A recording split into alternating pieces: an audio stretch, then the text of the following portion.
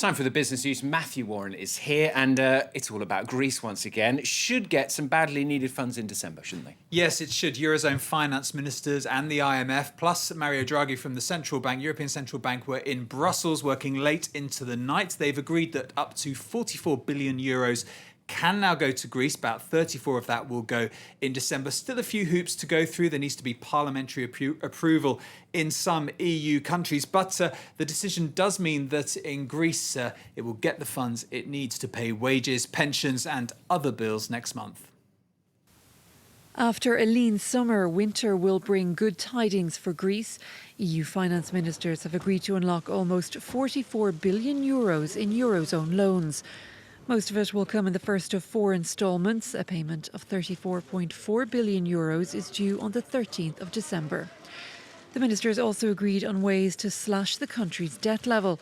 Right now it's heading to a massive 190% of GDP. Targets have been eased somewhat. An original target of 120% of GDP by 2020 has been revised to 124%. The goal is for that to be cut to under 110% of GDP by 2022. The New Deal proposes a range of tools to achieve that. Greece will benefit from lower interest rates and longer repayment terms for existing European loans, and the ECB and European countries that own Greek bonds will hand back the profits instead of holding on to them. That will be worth 11 billion euros to Athens. Greece will also be able to wipe out some of its debt by buying it back on commercial markets, where its value has dropped significantly. The IMF is still pushing for a so-called haircut or write-down of Greek debt by Eurozone governments.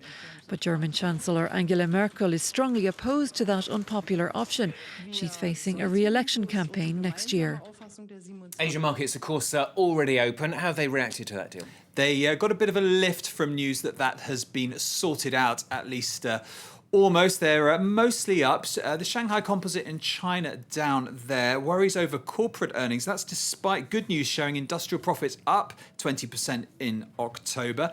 Let's take a look at Wall Street as well. It was not a lot of movement there on Monday. The Dow Jones down slightly, the Nasdaq up by about the same amount, 1/3%. Well, let's get some of the day's company news. And Lakshmi Mittal, the boss of the steelmaker ArcelorMittal, will fly into Paris today. He's having talks with French President François Hollande. That follows comments from the industry minister, Arnaud Montebourg, on Monday that the company should quit France. Montebourg's threatening to nationalise one of the company's steel plants in a dispute over how best to keep it open. And more problems for Arnaud Montebourg over an oil refinery in northern France. The Petroplus site is threatened with closure after its parent company went bankrupt. Earlier in November, the industry minister said the Libyan Investment Authority was interested in investing in the site. That was strongly denied, though, by Libya on Monday. And the French group L'Oréal is aiming to attract younger customers with its latest buy. It's purchasing American cosmetics company Urban Decay. The 15-year-old company aims its products at women in their 20s. No official price was given for the deal, but analysts estimate it's worth about 230 million euros. That brand will sit alongside classic lines including Yves Saint Laurent and Kiehl's. Now, a surprising choice in Britain that's kind of caught everyone off the hop, really. Caught them all out on surprises. It did. He was sort of not really in the running anymore. The new Bank of England governor will be Mark Carney. Now, he currently runs the Canadian Central Bank, but he had ruled himself out when there was a lot of interest in who might be on the shortlist. But as the role of the Bank of England is set to change, Britain's finance minister says that Carney is the best person for the job. He wasn't a conventional choice, but he is a popular one.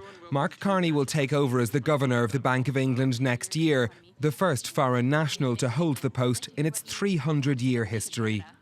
He is quite simply the best, most experienced and most qualified person in the world to be the next governor of the Bank of England. The bank has 2 core goals: keeping inflation low and maintaining a stable financial framework. It raises money for the government on the markets and controls the currency supply. From next year, it will take over the regulation of individual banks too.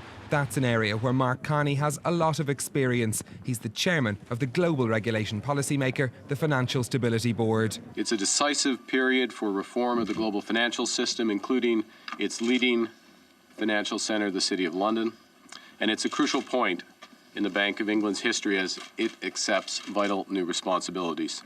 He'll be paid £175,000 more a year than his predecessor, a sign of how badly George Osborne wanted him for this job. It doesn't really matter where that's brought him from. His breadth is actually really wide. So in that sense, you know, Osborne's done very well in getting such a rounded appointee.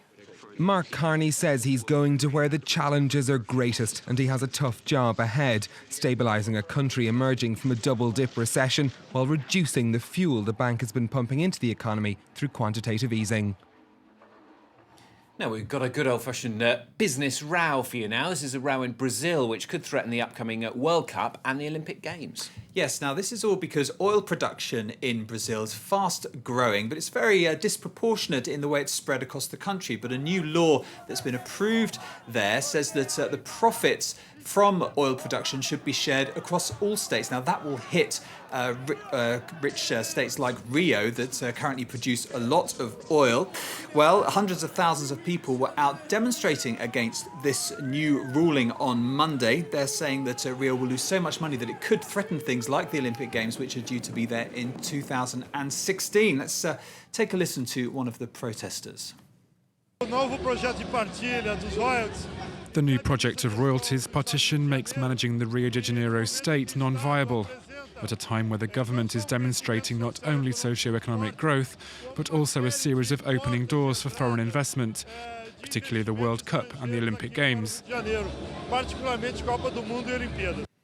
And the luxury car business in Iran is booming, apparently, despite a recent ban. Bit surprising, this. Luxury cars have been pretty immune all around the world, actually, to the economic crisis. But in Iran, they actually temporarily banned the import of certainly luxury products earlier this month. Now, that's to help stop the outflow of dollars and other currency. They really need that because they're struggling to cope with the effect of these sanctions that have been put in place against Iran and that are hitting their oil exports, which earn the country so much money. But what we can see in those pictures, some of the luxury cars that can be seen on the streets of Iran. And as this economist explains, they are ever more popular.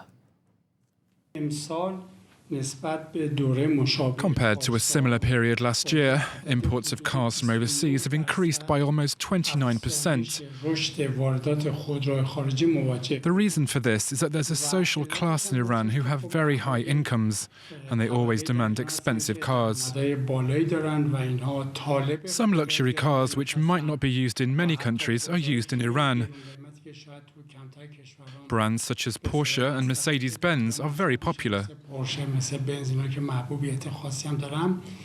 And finally, an enterprising Irish businessman has found a new use for a very famous vehicle, hasn't he? Yes, now this vehicle was used in 1979 when the Pope visited Ireland.